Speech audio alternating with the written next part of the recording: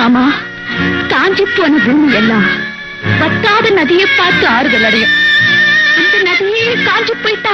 வேர்ல்டுலயே மிகப்பெரிய டிஜிட்டல் சிட்டியான துபாயில மழை, அதுவும் நேச்சர் மழை. நிறைய பேர் நினைச்சிட்டு இருக்காங்க துபாயில இப்ப பெஞ்சிட்டு இருக்கிறது வந்து பாத்தீங்க அப்படின்னா செயற்கையா உருவாக்கப்பட்ட மழை அப்படின்னாங்க. அது ஃபேக். ஒரிஜினலா வந்து பாத்தீங்கன்னா நேச்சரால பெய்யப்பட்ட மழை. பட் கொஞ்சம் ஜாஸ்தியால ரொம்ப ஜாஸ்தியா பெஞ்சிருக்கு. துபாய்க்கு ரொம்ப மோசமான வருஷம் போல இது. ஒரு வருஷம் ஃபுல்லா பெய்ய வேண்டிய மழை ஒரே நாள்ல பெஞ்சா துபாய் மட்டும் இல்ல எந்த நாடா இருந்தாலும் இந்த நிலைமைக்கு தான் வரும். இது வரைக்கும் நான் ஐரோப்பா கண்ட்ரிகளை வந்து பாத்தீங்கன்னா சில சிட்டிகள்ல இந்த மாதிரி மழையோட வீடியோஸ் பார்த்திருக்கேன். நம்ம சென்னையில வருஷம் பார்த்துட்டு இருக்கேன். பட் ஃபர்ஸ்ட் டைம் துபாயில இவ்வளவு மழையோட வர ஒரு விஷுவல பார்க்கும்போது கொஞ்சம் பயமாவே இருக்கு.